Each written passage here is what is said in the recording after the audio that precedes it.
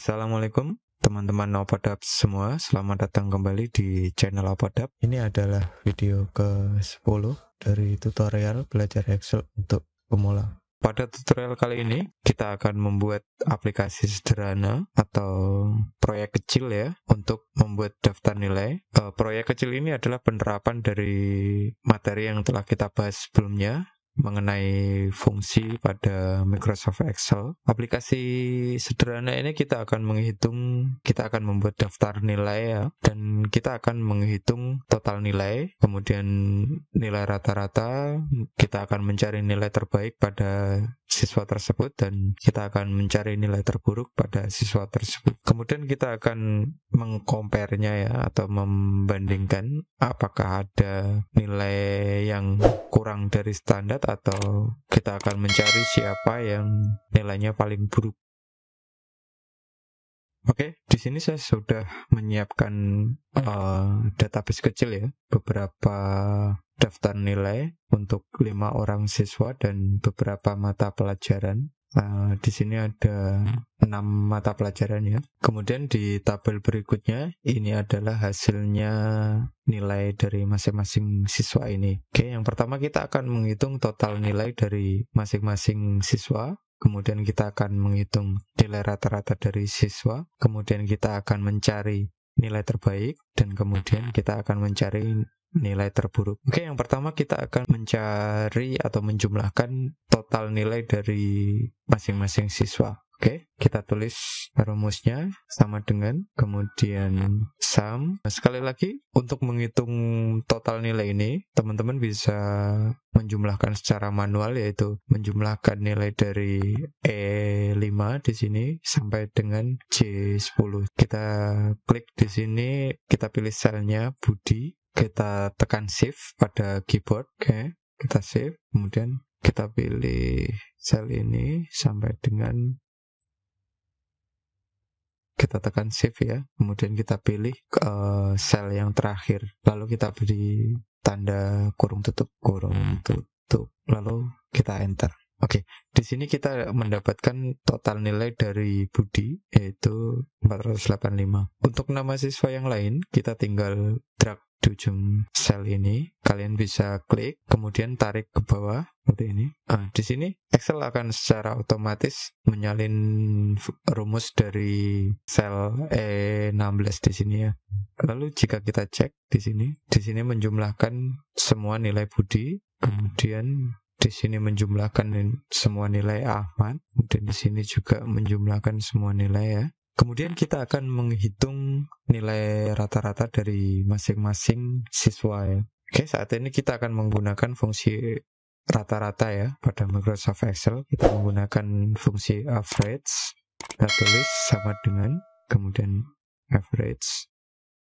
Di sini kita klik, double klik, atau kita tulis average, kita beri tanda kurung buka, kemudian kita pilih kolomnya, lalu shift pada keyboard, dan klik kolom yang terakhir seperti ini, kurung tutup, lalu enter. Dan ini adalah nilai rata-rata dari Budi, yaitu 80,83. Kita klik tanda plus di kolom pojok bawah ini ya. Oke ya teman-teman, sangat mudah sekali. Kemudian untuk mencari nilai terbaik, maka untuk mencari nilai terbaik kita menggunakan fungsi dari max atau nilai maksimal. Kita tuliskan rumusnya sama dengan, kemudian kita tulis max di sini ya, max, max, kemudian kurung buka, masih sama, kita pilih kolom yang pertama dari Budi, kemudian tekan tombol shift pada keyboard, dan kolom yang terakhir, kemudian kurung tutup, dan enter. Jadi nilai terbaik dari Budi adalah 95. Seperti biasa kita salin semuanya.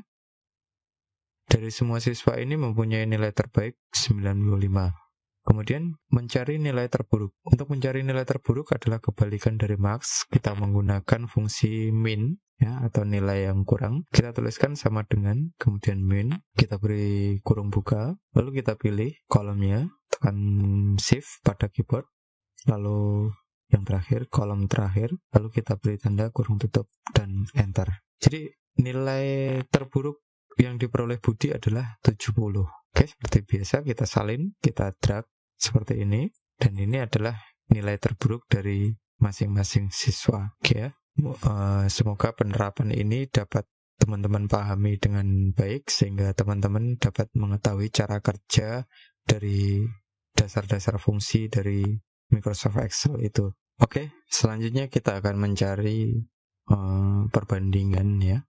Perbandingan, misalkan kita mempunyai target pada murid kita, misalkan kita menargetkan itu bahwa nilainya harus lebih besar dari 80, misalkan seperti itu ya. Jadi kita tulis di sini misalkan targetnya adalah 80. Kalau targetnya 80 dari 6 mata pelajaran, jadi dari totalnya adalah sekitar 480 ya. Jadi kita tulis 480. Jadi target total nilai dari siswa itu adalah 480. Kita akan menggunakan fungsi if. Jika siswa tersebut mencapai target, maka akan tertulis tercapai. Kemudian jika tidak, targetnya tidak tercapai, maka akan tertulis tidak tercapai. Seperti itu ya. Kita akan menggunakan fungsi if di sini. Jadi kita tulis sama dengan, kemudian if, kemudian kurung buka. Yang pertama kita akan memilih logical test. Logical test kita pilih 480. Kemudian kita beri tercapai. Kemudian titik koma. Jika tidak tercapai, maka kita tulis tidak tercapai. Kemudian kurung tutup. Jika nilai dari Budi itu lebih besar daripada 480, maka tercapai. Begitupun dengan Ahmad. Maka rumusnya kita ubah. Jika kita pilih kolomnya E16 lebih besar dari K15, kita bandingkan ya nilainya antara Budi dengan target yang harus kita capai. Jika tercapai, maka akan muncul tercapai. Jika tidak tercapai, maka akan muncul tidak tercapai. Oke, kita enter. Seperti tadi, kita tinggal drag di sini untuk menyalinnya. Kita cek apakah Ahmad. Ini ada kesalahan. Ini seharusnya tercapai. Di sini kita blok dulu rumusnya, supaya ketika kita tarik ke bawah atau kita salin itu tidak berubah ya. Kita ganti di sini, kita kasih tanda $. Di tombol keyboard teman-teman bisa tekan shift dengan kombinasi angka 4. Oke, seperti ini. Oke, kita salin. Tanda ini ya untuk memblok supaya tidak berubah nilai referensinya. Teman-teman bisa pelajari pada tutorial sebelumnya ya, pada referensi sel relatif versus referensi sel absolut. Linknya ada di deskripsi ya. Oke, kita cek.